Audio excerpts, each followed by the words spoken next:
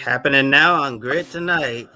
Andretti Global and General Motors have major ambitions of entering Formula One together. But why is the F1 paddock pushing back against them, and how have politics played a major role in this situation? Petty GMS is rebranded to Legacy Motor Club. What will it be like not having the Petty name on the grid for the first time since 1949? Four notable names from NASCAR purchased the most popular short track racing series in the Southeast. How will the new ownership group take the Cars Tour to new heights? Hello to all of our viewers watching here in the United States and around the world. Welcome to Grid Tonight, your weekly motorsports news program. I'm Kobe Lambert from the Podium Finish, and with me is Joshua Birch and Ben Snyder. We encourage everyone to comment in the chat below and ask any question. Now here's Josh with our top story this evening on a very, very busy news week. Thank you, Kobe. On last week's show, we talked about Andretti Autosport returning to the sports car racing, forming an alliance with the Wayne Taylor Racing and Acura in IMSA. Now Andretti is back in the news again, but this time it involves an update to the Andretti Global and its continuing ambitions to enter Formula One. So Andretti Global and General Motors have also formed a new partnership. They have the intentions of going racing together in Formula One in the future, with GM being represented by the Cadillac brand. The Andretti Cadillac team would be based in America and have a support facility in the UK. Andretti and Cadillac plan to submit an expression of interest when the FIA opens the formal process. If Andretti Global and Cadillac are approved, the team plans to have at least one American driver in its F1 lineup. Well, this announcement seems pretty exciting. There are many obstacles to overcome in this messy political situation between Andretti Global, Cadillac, the FIA, and the strong opposition inside the F1 paddock. We'll get the politics of this story in a little bit down the line. Graphic courtesy there, by the way, of Andretti Autosport. And we brought Ben in and Kobe this week, and we'll start with Kobe. If Andretti Global and Cadillac get the green light to become the 11th team on the Formula One grid, what value will they bring to the pinnacle of motorsport? Well, Josh, I think Andretti is going to bring a lot to the pinnacle of motorsport if they're able to get into Formula One. For goodness sake, it's the name Andretti. I don't know how much valuable you can get than that, but obviously a lot of people in the Formula One paddock feel differently.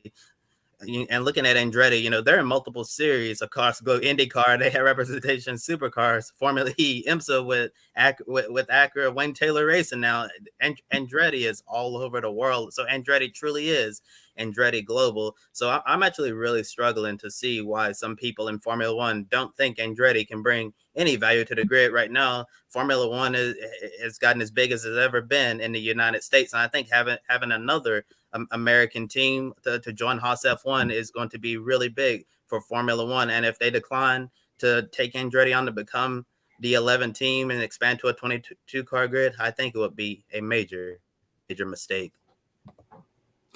Yeah, well, let's just go through real quick some of the major highlights through this saga here. And I'll talk more about this in an op-ed for Brock Beard and lastcar.info that'll be published in the next couple of days here. But Michael tried to buy the Sauber Alfa Romeo team, or at least a majority stake in it. That deal ended up falling through.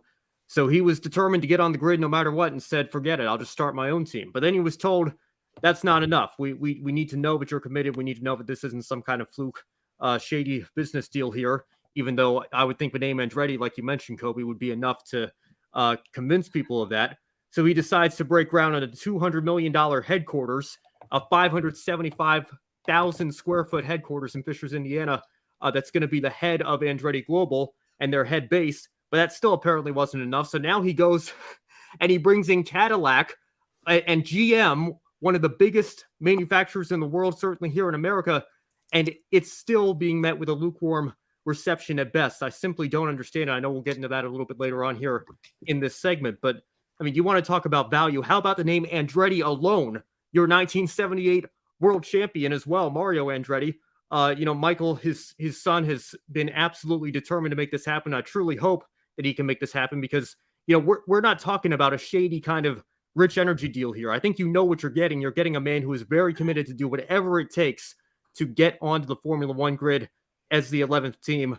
And I mean, my goodness, if partnering to bring in a new manufacturer, if that's not enough, then I don't know what is. I couldn't agree with you more there, guys, as well. And I love, Ben, how even though it was last minute you came on the show, I found out after I chose my wardrobe, we're still pretty much dressed the same, which is keeping up the tradition. Okay, well, there were a couple of statements that got put out about this as well. And first out was Michael Andretti in his statement as well that we're going to show you to you now. Michael Andretti, who is the chairman and CEO, of course, of Andretti Global, said, "We are continuing to grow Andretti Global and its family of racing teams and always have our eyes on what's next. I feel that we are well suited to be a new team for Formula One and can bring value to the series and our partners and excitement for the fans. I'm proud to have GM and Cadillac alongside us as we pursue this goal. GM and Andretti share a legacy born out of the love of racing. We now have the opportunity to combine our motorsport passions and dedication to initiative to build a true American F1 bid." I do like that statement of a true American bid. We'll get onto that just after I finish. Mark Renas' statement as well, who is the president of General Motors, saying General Motors is honored to team up with Andretti Global on this historic moment in racing. We have a long, rich history in motorsport and engineering innovative. That's a very hard word for me to say at this late hour. And we are thrilled with the prospect of pairing with Andretti Global to form an American F1 team that will help us spur even more global interest in the series and the sport. Cadillac and F1 both have growing global appeal. Our brand has a motorsports pedigree that's more than a century in the making, and we would be proud to have the opportunity to bring our distinct American innovation and design to F1. It's a bit like saying that stats, the longer version of stats. I can't say it. Doesn't roll off the tongue quite well for an Anglo-Saxon like myself. But yeah, I completely agree with you, Ben, as well, considering the fact that this is not a rich energy deal. This is a pure brand of American racing, and Andretti are all across the globe. So it's nice seeing that at least the FIA are taking them seriously, because Mohammed Ben Sulayem, who is the president of the FIA, welcomed the news of Andretti Global partnering with Cadillac. As we've mentioned, there's been strong opposition from current F1 teams about Andretti entering the sport. It seems every time Michael Andretti checks a box requested by F1 to show he's worthy of a spot on the grid, it's never good enough in their eyes. Andretti tried to buy a couple of F1 teams, as Ben said as well. Nobody would sell to him. He went out and found General Motors potentially bringing the Cadillac brand to F1, and he's still not finding much support from the other F1 teams. Motorsport journalist Andrew Benson from BBC Sport Formula One wrote, "In F1, there is a general consensus that many of those racing in America in categories where teams buy cars off the shelf and run them fairly small scale operations don't quite grasp just how high the level is in F1 and how complex the task is." Well, I think we did find that out as well when McLaren tried the other way around in Indianapolis. I'm sure Ben's going to say something about that shortly as well. Sulayem responded to the hostile reaction from the current F1 teams about the possibility of Andretti Global and Cadillac entering the paddock. He said in a tweet that I also covered on my TikTok, "It is surprising that there has been some adverse reaction to the Cadillac and Follow Andretti news. The FIA has accepted the entries of smaller, successful organizations in recent years, Haas being one of them as well. We should be encouraging prospective F1 teams and entries from global manufacturers like GM and thoroughbred racers like Andretti and others. Interest from teams in growth markets adds diversity and broadens F1's appeal." Coming to Ben first as well, because I know he's been hot on the topic as well. Why do you think so many in the F1 paddock are so strongly opposed to Andretti Global and Cadillac crashing the party, so to speak? Well, I think it's very simple. I think Michael even alluded to it himself. It's a matter of greed. Toto Wolff has said this from the beginning. He doesn't want the prize fund diluted by adding an 11th team. So the question remains, what value can you bring to kind of offset that? I think we made that very clear here in the opening. But Josh, I just want to go back. I want to repeat the quote that you mentioned here from the BBC article, because I really want to drive home the point for people watching us and listening and getting the sense that this arrogance and elitism that's coming from Europe, and certainly not all fans and people from that part of the world, but from some, this idea that F1's the pinnacle, nothing else comes close, and those fools over in America don't really know what they're doing. Within F1, there is a general sense that many of those racing in America in categories where teams buy cars off the shelf and run them with fairly small-scale operations don't quite grasp just how high the level is in F1, how complex the task. First of all, Michael knows better than anybody. He drove in Formula One in 1993, so he knows firsthand what that world is like and what it takes to compete at that level. But, Josh, you mentioned this as well with McLaren. I can think of a couple of other examples as well. Red Bull used to have a NASCAR team. Red Bull was in NASCAR's Cup Series for 5 years. They won 2 races in that time span. Now, that's not a terrible record by any means. Winning a NASCAR Cup Series race is certainly an accomplishment, but let's not pretend that this was so easy for a Formula One group with Red Bull to come over to America and compete in NASCAR, and they started competing right away with the Hendricks and Penske's and Gibbses of the world and taking the fight to them for NASCAR championships. Josh, you obviously mentioned McLaren as well. When they tried to come over without the Andretti partnership in 2019, and they got bumped out of the Indy 500 by a team in Juncos Racing who had crashed their primary car, had to scramble the last 48 hours to convert their road course backup car, which was largely unsponsored entirely, over to a speedway car, and they end up bumping out a global motorsport giant, as Lee Diffie so perfectly put it on the call for NBC that day.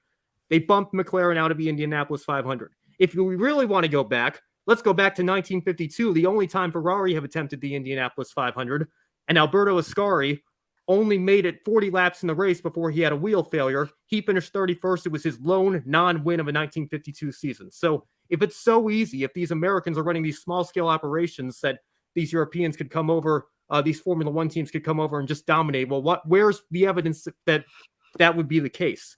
The evidence suggests exactly the opposite. It's not as easy as it looks. And to be quite honest, in addition to greed, maybe this is just me trying to dish out a little bit of arrogance back, but I think there might be some fear that Andretti could prove a lot of people wrong. I'm not saying they're going to go compete with the Mercedes and Ferraris and Red Bulls of the world their very first season, but you want to use the example of Haas. It wasn't that long ago. Haas finished 5th in the Constructors. It was only their 3rd season in Formula One in 2018.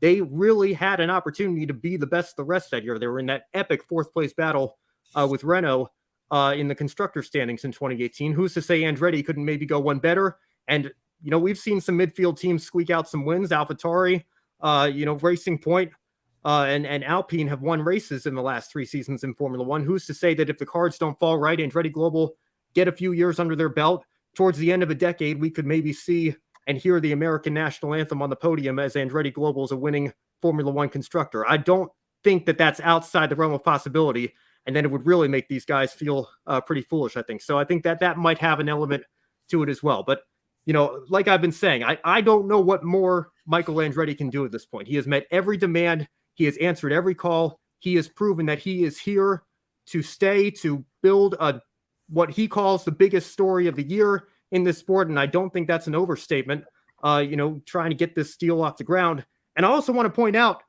Haas were the 11th team in 2016. I think people might forget that we've had 11 teams on the grid just as recently as 6 or 7 years ago. Haas's first year was Mannor's last. So it's not like it's unprecedented. I'm hearing that there is space for up to 13 teams should enough strong entry bids come along. So why is Andretti the one that's getting so much pushback while Audi and Porsche seem to have been welcomed with open arms?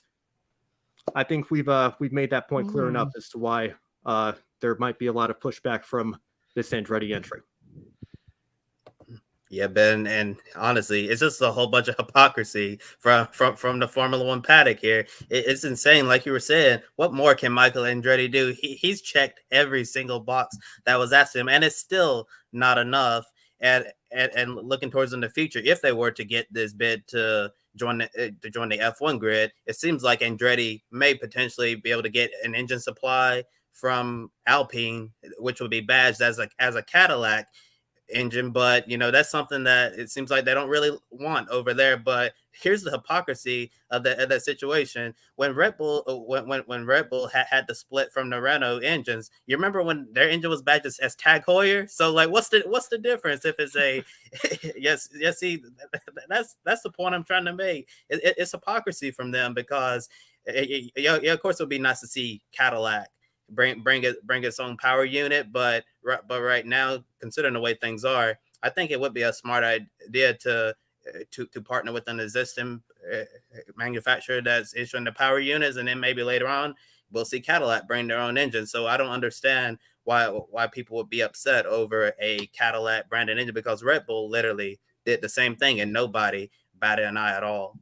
And Kobe, just to bounce off of that, I want to bring up as well, Mario Andretti revealed, this was months ago, obviously, but the deal was originally going to be with Renault. They were going to be the engine supplier for the Andretti global team. Of course, this is going back months before, the headquarters broke grounds, and, this Cadillac news was obviously just revealed in the last week. But like I said, he has answered every single call time and time again. I don't know what more he can do to prove that this is a legitimate effort that will hopefully bring a lot of value to the sport.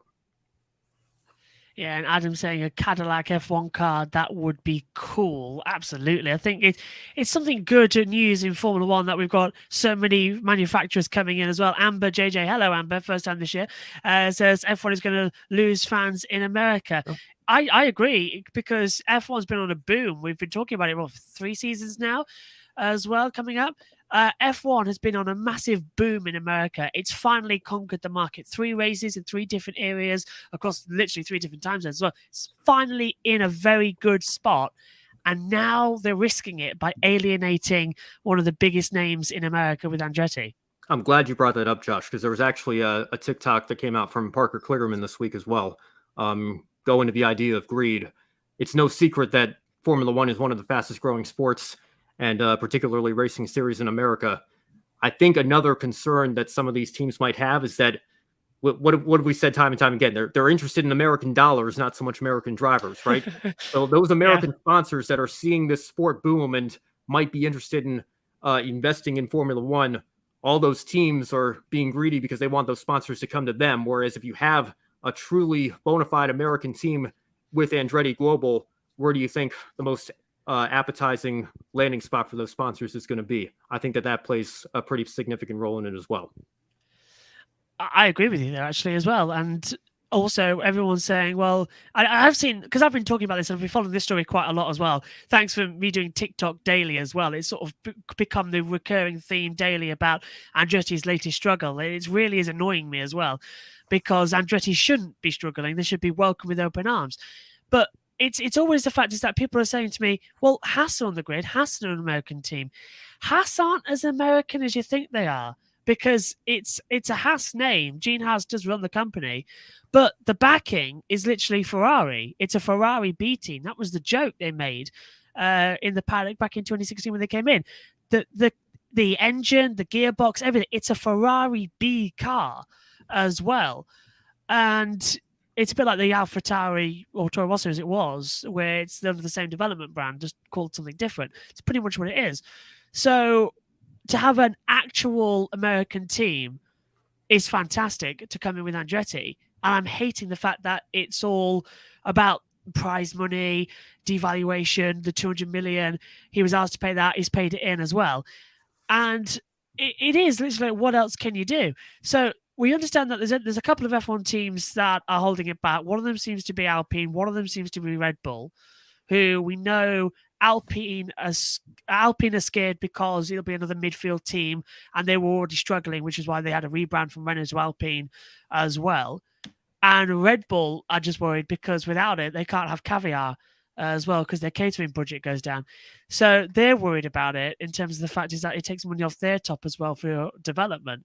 So it's an interesting story that we're still going to follow, and I think it's going to run throughout this entire season in the background. Amber's had a comment as well saying, not welcoming Andretti and Cadillac, but embracing Qatar and Saudi Arabia money. And you know what? I'm going to mic drop. She's just done a mic drop for us. That's exactly it. Why are we racing Qatar and Saudi Arabia and Bahrain and Abu Dhabi and all where we've had controversy, but we're not welcoming the American teams onto the grid? It makes zero sense. 3 races in America now. 5 races in total on the Americas continent as well, where we've got Sao Paulo and Mexico, Canada even, so in North America, so we'll throw that in. So that's 6 races in that side of the world now, where if you compare that to 2011, there was 1. That was sort of Canada, wasn't it? Because Brazil sort of got dropped off a little bit as well. So we've got a lot of energy coming up, and it's fantastic. I don't know if, before we move on, I don't know if anyone wants to pick up anything that's been said. All good over here. I just, really want to make sure people understand that, Josh, like you said, I mean, it's a question of what more can he do? And like I said, it's going to be the theme of an op-ed I've got coming out in the coming days here. But, he's answered every call. I think it's time to, stop with the pushback and just let him kind of do his thing, because he is here to make this a legitimate effort. And I think he could surprise a lot of people. Absolutely, and we've still got a little bit more on Andretti. In fact, we've still got a lot on NASCAR now as we sort of shift into 2 stories merging into one as well with NASCAR, because there's a brief side note to all this. Journalist Bruce Martin said that Andretti also plans to enter the NASCAR Cup Series once they get accepted into Formula One. Before teaming up with Cadillac, Andretti had a previous relationship with General Motors as well. When Chevrolet returned to the NTT Data INDYCAR Series in 2012, they supplied engines to Andretti Autosport, winning the Drivers' Championship that year with Ryan Hunter-Ray, including the teams and manufacturers titles. Now, Andretti uses Honda engines in INDYCAR as a direct competitor to GM as well. Just checking, I haven't missed anything in my script there. With the new Wayne Taylor Racing with Andretti Autosport Acura IMSA GTTP program, Andretti will also be competing directly against Cadillac in sports car racing. This is something, Kobe, you touched on a week ago when this news broke as well. Could the Andretti Cadillac F1 partnership impact other Andretti racing programs? Because it is getting a bit of a mess now. Well, Josh, from a manufacturer standpoint, I think it's still a little too soon to tell. It's really strange because each manufacturer has a different set of rules. I mean, look at Team Penske, for example. They run Fords in the NASCAR Cup Series, and they compete directly against Chevrolet, which supplies their engines in the NTT IndyCar Series. So that isn't an issue for Penske there. But you would think, over time, it will be a lot easier to be under the same umbrella throughout all of your different racing programs, where your Chevy and with your GM and IndyCar, your GM and sports cars, GM and Formula One. I think it would make things a whole lot easier. But in terms of Andretti and Cadillac, this new F1 project that they're hoping that will get the green light, I don't think it'll have a major impact on the other racing programs. It's called Andretti Global. Andretti truly is global because they're everywhere, all across the globe, and Andretti is able to run their programs very smoothly. And I think Michael Andretti knows what he's doing, and I believe he knows how to run a program. And I think he would be able to run a successful Formula One program. I don't think there would be any issues, and I think Andretti can be extremely successful, and you'll still see their other programs continue to find success on the track as well.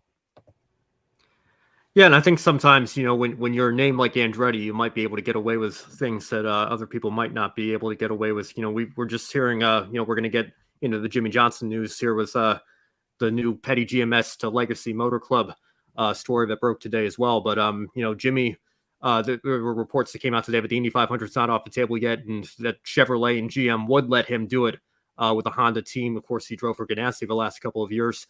And Ganassi, that's another example, Kobe, like you mentioned, with Penske having Chevrolet and Ford. Ganassi ran Hondas in IndyCar. I think they were a Chevy team for a few years after after Chevy and GM came back into the sport, but they obviously ran Chevrolets in NASCAR when they still had their NASCAR team, while Honda is obviously competing against Chevrolet in the IndyCar series. So, it might not be ideal. I'm sure the higher ups of the manufacturers would love for their customers to be running the same manufacturers in as many series as possible, but sometimes what's best in one series isn't best in another, or sometimes there are certain conflicts you can't get around if you want to be participating in all these series. I think, I don't expect there to be too much of an issue there. And certainly if anybody can get away with that, it's certainly a name like Andretti. Cheers, guys. And moving on to our second story then, just before we do, Amber's put a comment in and say, I feel F1 is too greedy and NASCAR is too chaotic and INDYCAR is dropping the ball in nobody knowing about it. Yeah, INDYCAR, we were talking about this, I think, off air last week, Kobe, that INDYCAR is actually the lowest rated sport in America, which is weird in terms of motorsport. So that's something. As well. Joe says, hello, a question for everyone. Could the F1 problem also be if Andretti Global was in F1? It could lead from F1 fans to other series with Andretti's presence and take away from F1. Oh, I see. So basically with Andretti being in F1, they'll take fans all the way around. And as we all know, many motorsport do clash with other motorsport, sometimes including Formula One. I don't know, but it would take away from Formula One. I think it might, introduce fans to some other series that Andretti participates in. But, I don't know that, fans would look at a new team coming into Formula One and then see that they're also involved in other things and then turn off Formula One just to go watch those other things that Andretti's involved in. I think it just introduces F1 fans to other racing series and could be a win-win for everybody. Yeah, I totally agree with you, Ben. I also see this as a win-win situation, and like you were saying, it may introduce people to other motorsports. Some of the Formula One fans who may not know what IndyCar is might finally be introduced to IndyCar and fall in love with. And that's something that, as we talked about last week, Josh, IndyCar is currently in the process of improving their marketing and trying to help the series grow. So I only think Andretti Global and Formula One can only be a good thing, and I think it could help all motorsports in general. Absolutely, and Formula E as well, which is something that Andretti had a partnership in until the end of the previous season. I don't know, I can't remember if they're still in this season. I haven't checked yet, but certainly they're in everywhere as well, so it's going to be great. Finally, then, moving on to our second story of the evening as well, and as Ben mentioned, it links back to Jimmy Johnson and NASCAR, because earlier on this morning, the 7-time NASCAR Cup Series champion Jimmy Johnson went on NBC's Today show in New York City to make a major announcement after Johnson brought into Petty GMS to join team owners with Maury Gallagher and Richard Petty. The team is fully rebranding and changing its name to Legacy Motor Club. And this is something that Kirby mentioned at the top of the show. Johnson said they chose the name Legacy to honor the past and acknowledge the future, and Motor Club is a nod to car clubs of the past. Certainly when you look at it, it does seem, I like how it all fits together. Legacy and Motor Club, it is a nice signature of the past. His goal is to make a Legacy Motor Club an inclusive club for the automobile racing enthusiast. With the new team name, it also is an end of an era in NASCAR. For the first time in NASCAR history, 2023 will be the first year without the Petty name, which has been represented dating all the way back to the inaugural season in 1949.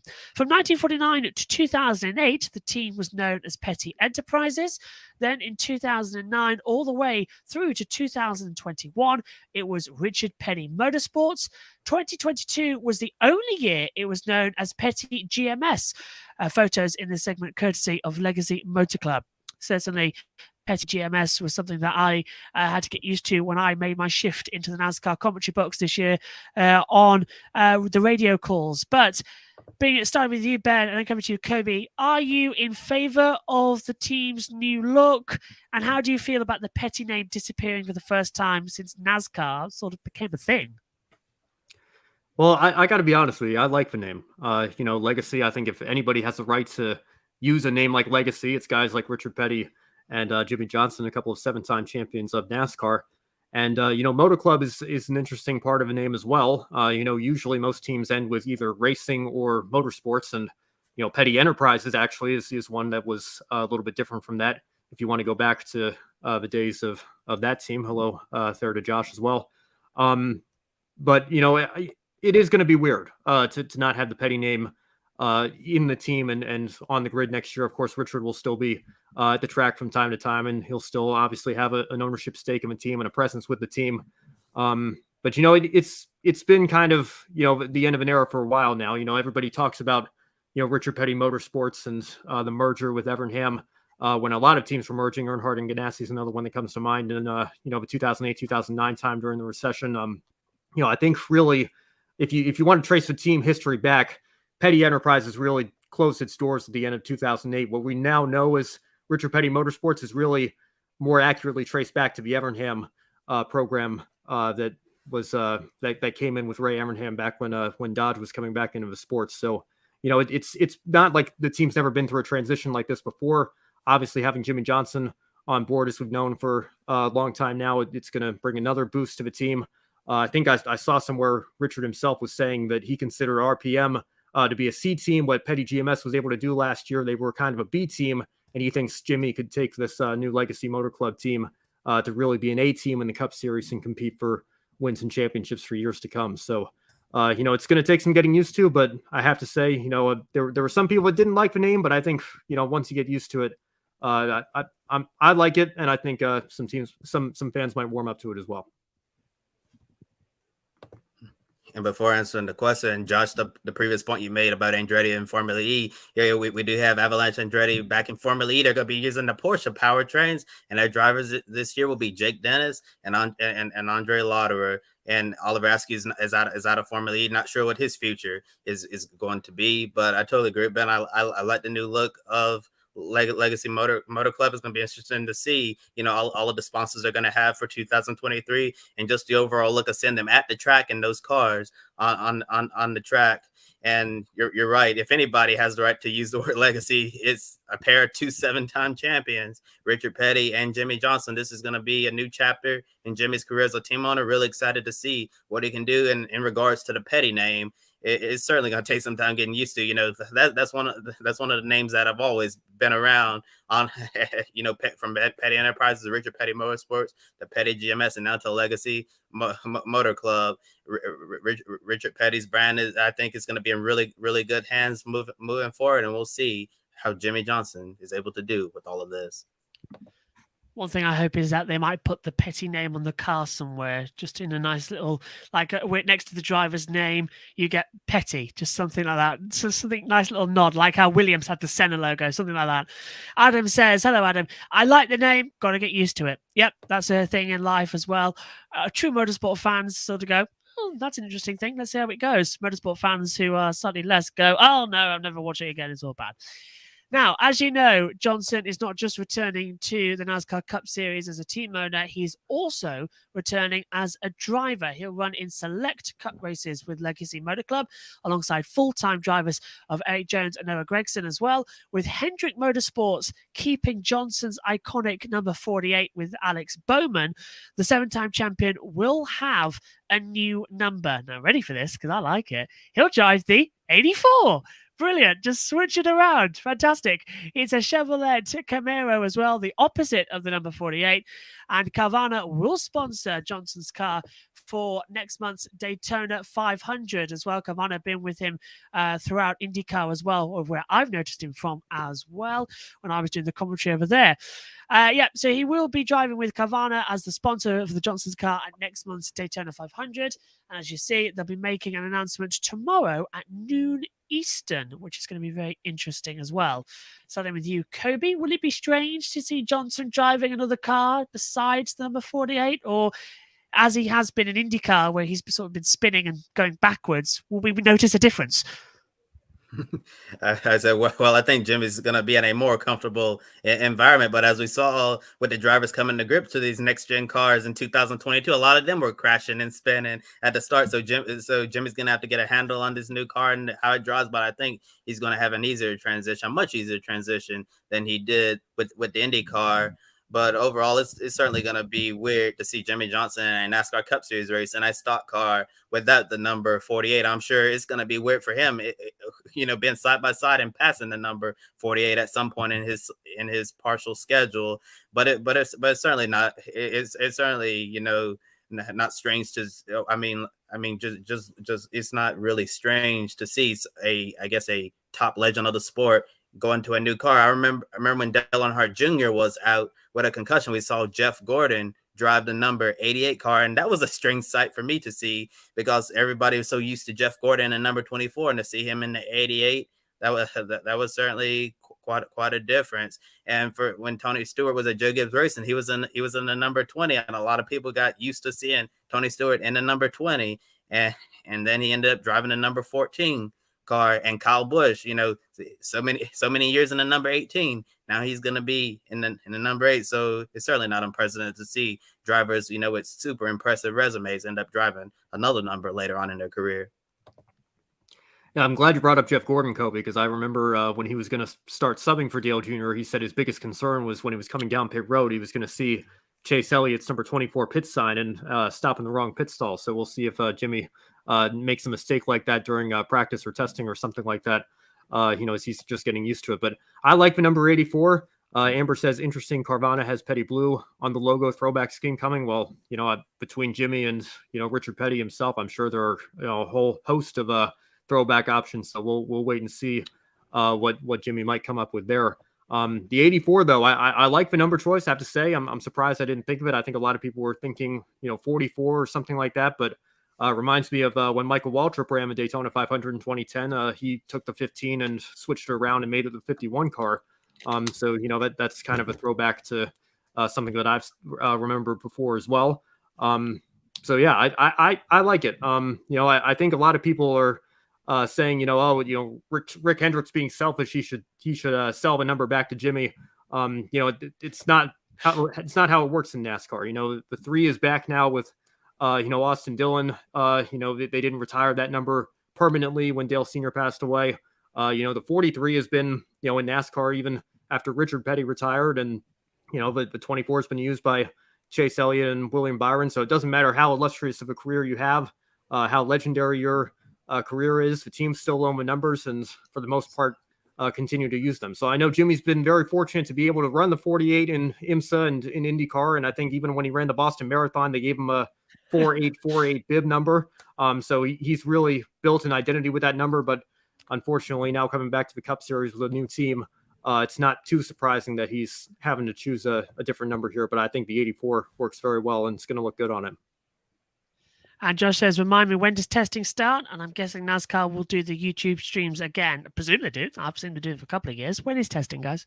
Well, we've got the Clash coming up the beginning of February, and then I think we'll roll right into, Speed Weeks isn't quite the show that it used to be, but, we'll still have plenty of practice time for these guys on track. I don't know, Kobe, you might know the schedule a little bit better off the top of your head than I do, but it's coming up soon next month. Yeah.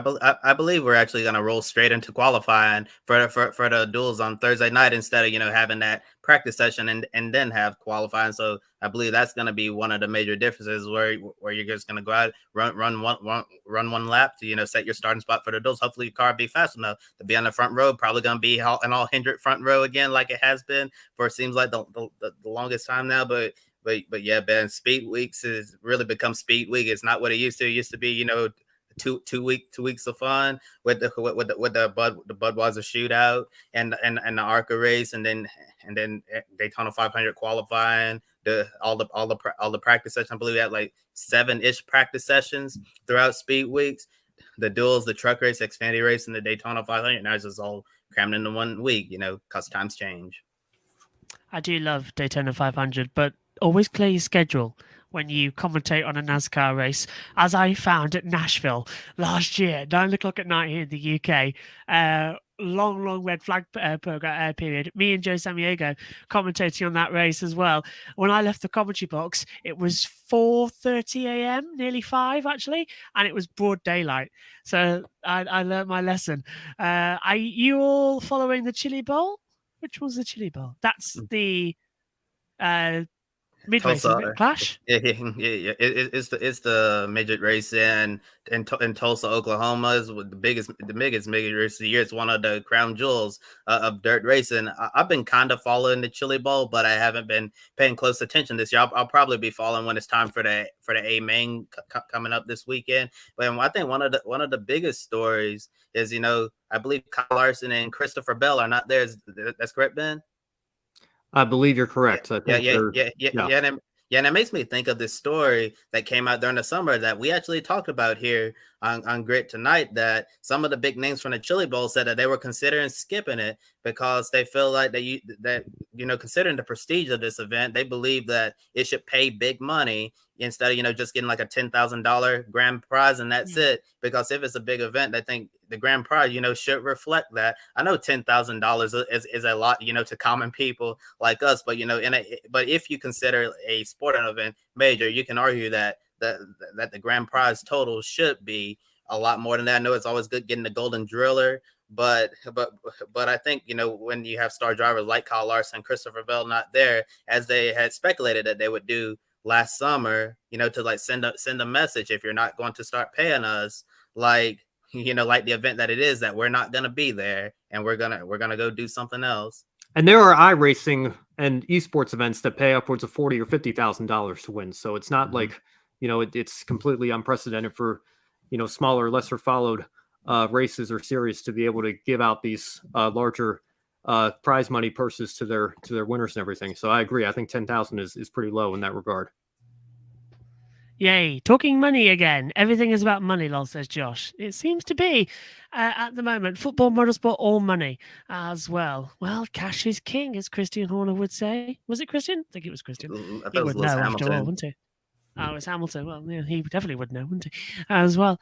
But anyway, moving on to our hot topic for this evening as well, and keeping it with the NASCAR theme as well. 4 NASCAR icons have purchased the Solid Rock Carriers Cars Tour, which strengthens the short track racing scene across the Carolinas and Virginia. Now, Dale Earnhardt Jr., Jeff Burton, Kevin Harvick, and Justin Marks make up the new ownership group in the Premier Asphalt Late Model Series in the Southeast.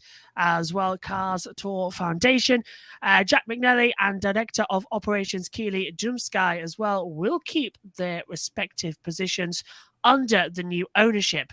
McNally said it was an honor owning and developing the Cars Tour, but he feels confident in NASCAR's stars, their ability to take the series to the next level. DJ Management, Jeff Burton Autosports Incorporated, Kevin Harvick Incorporated, and Trackhouse Racing will bring great expertise to the new era of the Cars Tour. Now, the ultimate goal is to improve the health and longevity of the series by focusing in areas of brand management, business strategy, and partnership acquisition and retention.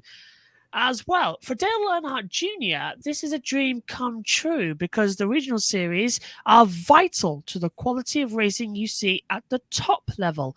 Harvick said late model racing has always been a passion of his and wanted to ensure that short track racing continues to grow and succeed. Marcus calls the Cars Tour important to the racing scene in the Southeast, while Burton adds he's confident his group of leaders can create a next level experience for all drivers, partners, and fans alike. And the photo there, courtesy of the Cars Tour. Kobe, will this be a game changer for the future of the Cars Tour? I think it's a very exciting announcement for the Cars Tour to get this group of people who are going to be taking over the series. Like this is like a dream ownership group.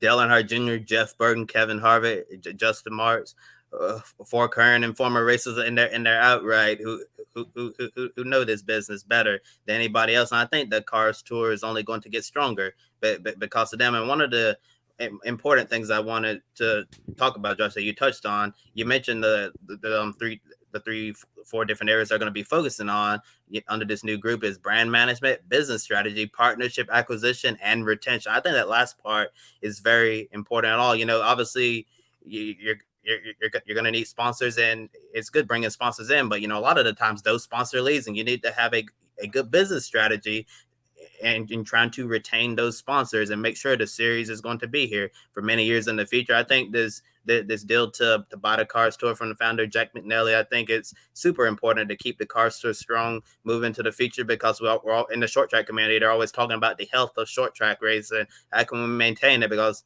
sometimes when the cost gets too high, that's when the entries start to diminish. I've known the Cars Tour for several years now. A lot of great talent there, and really good to see this group come in, because I think they have a lot of potential to take Cars Tour to the next level. This is very, very exciting for short track racing fans across the Southeast.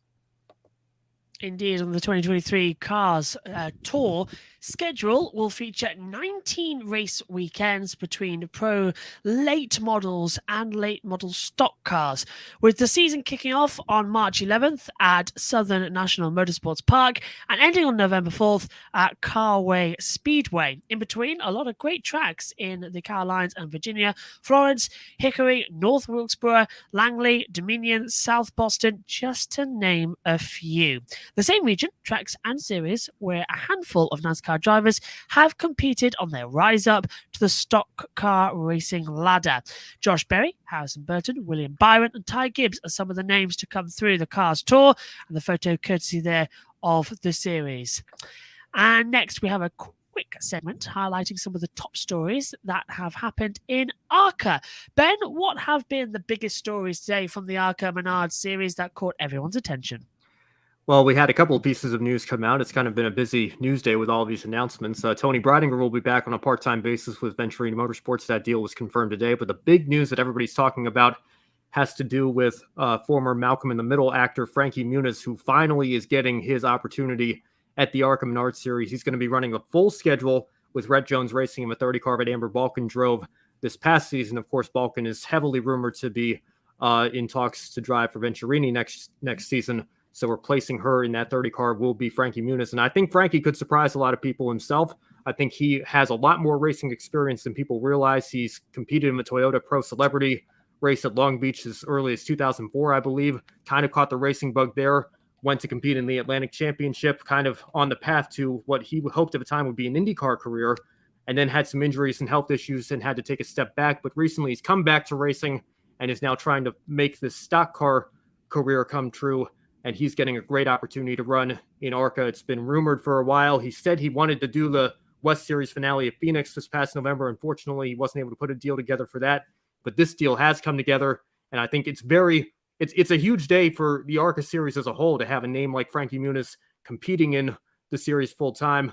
Our own Casey Campbell says it's a good time to be in ARCA right now. Absolutely. And Casey, I saw your interview with ARCA PR director Charlie Krall, which is on your YouTube channel. Everybody go watch that.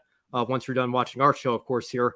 But Charlie and Casey were talking about how, TMZ has picked up on this, People Magazine. I mean, these are outlets that normally would not be talking about racing at all, let alone a series like ARCA. But with Frankie Muniz being the person who he is in show business and in acting, to be competing in the series full time, it's a huge deal. Amber's saying take a shot when he is in the middle of 3 wide. I'm sure the commentators can't wait for that to happen so that they can bring that line out again. Hello to Demas and everybody watching as well. And Casey says, wow, we got a very active chat here tonight trying to catch up on all this here. Talk with the Cars Tour this week. They're excited. They're so excited about this year, as they should be. It's a great business deal. Adam, good to see you. It will be almost time to hear the sounds of stock cars take to Daytona. Yes, we got, it's going to be here before you know it here. Apologize. I kind of lost my train of thought. We had 5 chat messages to go through there, but it just drawing it all back. It's a really big deal for everybody involved. Really looking forward to seeing what Frankie can do in ARCA next year, and the publicity that that's going to bring. And I do want to bring up one more thing here real quick. NASCAR Man pointed this out as well. If you've been watching Brock Beard's 500 Days, which is a phenomenal documentary series on lost storylines leading up to the 2001 Daytona 500, the 4th part premieres tonight in just over an hour on his YouTube channel, Brock Beard. Brock brought up in part 3 last week that Frankie was on the grid in the 2001 Daytona 500, and there's a picture of him, or a camera shot of him, I guess I should say, sitting in the pace truck. And as the camera pans out, you can see Sterling Marlin's car, but he raced that day and raced for Ganassi for a handful of years. That chassis now belongs to Rhett Jones Racing. Amber Balkin raced that chassis last year, and it's very likely that that will be the car that Frankie drives himself when he makes his debut this upcoming season. So who would have thought that Frankie Muniz, as a teenage child star at the time, would be making his ARCA debut over 2 decades later and driving that exact same car that was on the grid that day. It's amazing how, if you watch NASCAR long enough, everything seems to come back full circle. It certainly has for Frankie Muniz, and it's a great opportunity for him. I'm looking forward to seeing what he can do. Yeah, such an incredible story, Ben. Thank you for sharing that. And before we move on to the next segment, got a question from Dima saying, when is the Grid Network preview for the season opener, Season 9 Formula E World Championship for the 2023 Mexico City E-Prix? Well, Dimas will be on the air this Saturday at 12:15 p.m. Eastern Time to get you ready for everything Formula E. And Casey Campbell says that racing in ARCA this year is a former child actor, a former college baseball player, a fence company owner, and a police officer. Yeah, ARCA has quite some interesting diversity. Really like that. And hopefully with Frankie being in the series, a lot more people will be paying attention to all of the action that's happening in the ARCA Menard series. And next we have some more motorsports news from around the world. Last week, there was a 4-car test session at Sebring International Raceway, with several drivers getting an opportunity to drive an IndyCar. Indy Next drivers Kiffin Simpson and Stingray Robb, Ferrari Formula One test driver Robert Schwartzman, and Porsche factory driver Dane Cameron participated in the session. At the end of the test, Schwartzman was fastest in Chip Ganassi Race's number 11 Honda, which will be driven by F2 graduate Marcus Armstrong on the road and street courses this year. Schwartzman is potentially auditioning for a future IndyCar seat, especially with uncertainty surrounding his future on the F1 side of things. During his 2 years in F2, Schwartzman won a total of 6 races and finished in the top 5 in the driver's standings both seasons. Photo you see on the screen, courtesy of Robert Schwartzman. The FIA World Endurance Championship released a 38-car entry list for the 2023 season. 13 LMDH and LMH prototypes in the hypercar class, 11 in LMP2, and 14 in GTEM. Starting with hypercar, 1 Cadillac from Chip Ganassi Racing, a new Van Wall entry, 2 Porsche Penske Motorsport LMDH cars. Toyota Gazoo Racing remains the same. Peugeot is back, 2 new Ferrari hypercars, 1 Glickenhaus, and 2 Porsche customer entries from Hertz, Team Jota, and Proton Competition. Notably, in LMP2, Alpine returns to this category for 1 year with 2 Oricas before moving back up to hypercar in 2024 with their LMDH prototype that they're currently developing. They'll be taking on the likes of Team WRT, Prima, United Autosports, Jota, Vectorsport, and Enter Europol. GTM is the only GT category left in this championship, with GT Pro becoming obsolete. A bunch of Porsches, Ferraris, Aston Martins, and Corvette racing transitions to the Pro-Am category with gentleman driver Ben Keaton, graphics courtesy of the WEC. Rickway Racing will run the entire IMSA season this year, fielding number 51 Orco 7 Gibson in LMP2. Sports car veteran Eric Lux and Haas F1 reserve driver Pietro Fittipaldi will compete for the season-long LMP2 championship. IndyCar driver Devlin DeFrancesco will join the team for the Michelin Endurance Cup races, while 2022 Daytona 500 champion Austin Cindric completes the driver lineup for the season opening Rolex 24 at Daytona, graphic courtesy of Rick Ware Racing. AJ Foyt Racing added a major name to lead its engineering team this year. One of the most respected minds in the IndyCar paddock, engineer Michael Cannon, will join the Foyt team as they continue to improve their 2-car program. Cannon said it was an opportunity to do something that interested him. He's been paying attention to team president Larry Foyt's efforts to take the Foyt cars further up the grid, and Cannon wants to see if he can help them make a difference. With Kyle Kirkwood and Dalton Kellett departing the team, Cannon will be working with rookie from Indy Next, Benjamin Peterson, and reunited with Santino Ferrucci from their days together at Delcoin Racing. Photo you see on the screen, their times together at Delcoin Racing. Photo courtesy of AJ Foyt Racing. Steve Erickson is the new chief operating officer at Rahal Letterman Lanigan Racing, effective immediately. In his new role, Erickson will report directly to team ownership and oversee operations in the NTT IndyCar Series and in the IMSA WeatherTech Sports Car Championship. Got a new BMW LMDH program in the IMSA GTP category. He spent the last couple of years at Chip Ganassi Racing overseeing a successful Cadillac DPI program. Before that, he was at Honda for 30 years and served as vice president and chief operating officer at Honda Performance Development Incorporated. Photo courtesy of Rahal Letterman Lanigan Racing. And due to the ongoing issues with the global supply chain, the NASCAR Wheeling Euro Series highly anticipated race on ice has unfortunately been postponed indefinitely. Not been able to supply the cars with the equipment needed to perfectly adapt to the icy conditions at this time made it impossible for them to host the event that was initially scheduled to take place on March 4th through 5th, less than 2 months from now. The 2023 NASCAR Euro season will get underway on May 6th through 7th at Circuit Ricardo Tormo in Valencia, Spain. Photo courtesy of NASCAR. F Corsa announced its driver lineup for the upcoming FIA World Endurance Championship season as Ferrari enters a pair of factory-backed prototypes in the Le Mans hypercar category, starting with the number 50 Ferrari 499P Antonio Fuoco, Miguel Molina, and Nicholas Nielsen will share the car, and the number 51 for Alessandro Perguidi and James Collado will move up from GT racing to prototypes, completing the lineup is ex-Formula One driver Antonio Giovinazzi, who has some previous sports car racing experience, graphic courtesy of Ferrari. And last but not least, defending NTT IndyCar Series champion Will Power is getting his feet wet in sports car racing with his Rolex 24 debut later this month. Power will compete in the GTD class, sharing the number 75 Sun Energy One Racing Mercedes AMG GT3 with Kenny Habul, Fabian Schuyler, and Axel Jeffries. Power joins his IndyCar teammates Joseph Newgarden and Scott McLaughlin, who are also making their Rolex 24 debuts as well, but they're sharing a card in LMP2 photo courtesy of Sun Energy One Racing. Well done again, Kobe. Next week, I'm being the stopwatch will be in the combox next week, and I'll time that because you're getting quicker and quicker at those. I'm loving it as well. It's like a Ted's notebook. Casey Campbell says Jack Aiken should be fun to watch for Rolex 24. Absolutely as well, and I'll be cheering him on as well. Bit of personal bias there. Amber says at Casey Campbell, husband and me planning to go to ARCA races. Oh, fantastic! Have fun out there as well. So Josh still there. That reminds me, still need to book American Speedfest tickets. Is that for Brands Hatch? Get on it as well. I still need to try and get sorted with Portland as well for the Formula E. That's taking a long time. Speaking of that, let's take a look at our upcoming schedule for this week. Friday, a new episode of Women in Motorsports. Saturday, it's our first Grid Live pre-race show of 2023, previewing the Formula E season opener in Mexico City. And the Grid Live wrap-up show will be on Sunday at noon Eastern. And of course, next Wednesday, we'll be back for Grid Tonight for all the latest news in motorsports, and also a little bit of an announcement. I've told the guys behind the scenes as well.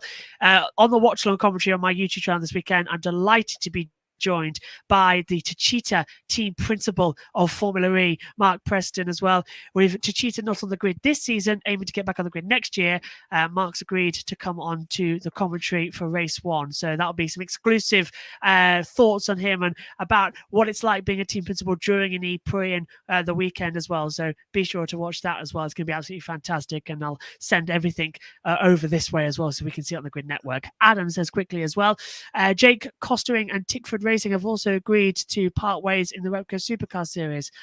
Is that Costerick? Sorry, I haven't got my glasses. That's terrible news, Kobe. You follow us a lot more, don't you? And check out my Jack channel. Casey Campbell and did a fantastic job there as well. And I'm going to go watch that now. Actually, you did that, Casey. Can I go have a look at that? That about wraps it up then for us here today on the show. Just about under an hour. Nicely done, everyone. It's a very busy week in motorsport as the new year kicks in. Please do consider subscribing to our YouTube channel as well. It means a lot to us all as well. Help us to get to 500 subscribers before the Daytona 500. Got a month to do it. So come on. It's not that hard to hit the button, hit the notification bell as well. Don't forget as well, as I said, the bell icon is all there for us to listen. Follow all our social media platforms as well, and do visit gridranking.com. Take 5 minutes to invest in the Grid Network as well through Patreon. Join Colin, Mark, Shell, and Robin investing each month in the Grid Network. Once we hit £500 per month, see, British, we'll begin sending members of our team to track for more consistency, for live reporting and updates from the trackside and content like you wouldn't believe. The link is in the video description. And if you want to do a one-time donation, click on Buy Me a Coffee's link is there as well. Get your name on the board and invest as much as you want. You can also even buy a specific on-air personality a cup of coffee, and they'll thank you on the air as well. What a week it's been. Let's hope next week is either a little bit quieter or just as much busy. We're getting into the new year brilliantly. For Kobe Lambert at the podium finish and Ben Schneider, I'm Joshua Birch. Thank you very much for watching. We'll see you next time. Bye-bye. Thank you for watching us right here on YouTube. Be sure to subscribe. Help us get to 500 subscribers before the Daytona 500. 2023 is going to be a really fun season. We want you to be part of it. All our live programs, plus special programs such as Roundtable and Live on the Grid. Click on the links to see some of our great videos right here on the Grid Network.